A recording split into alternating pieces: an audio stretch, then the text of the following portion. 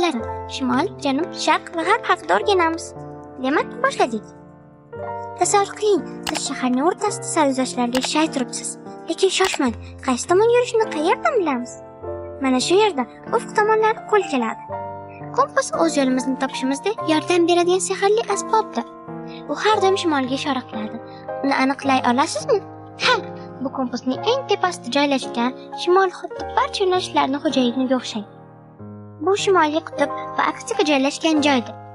Shimolga yuzlansak, janub to'g'ridan to'g'ri orqamizda bo'ladi. Janub shimolning qarama-qarshisida.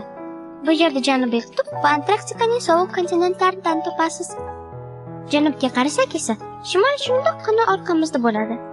Sharq bu yangi boshlanishlar yo'nalishi va uning qarama-qarshi tomonlari nima bo'lganini bilasiz? To'g'ri, bu g'arb. G'arb kechqurun quyosh botadigan joydir. Xullas, bizda shimol, janub, sharq va g'arb, shimol va janub qarama-qarshida joylashgan. Boshqasi ham sharq va g'arb ham bir-biriga qarama-qarshi. Yodda tuting, kompas doimo shimolni ko'rsatadi.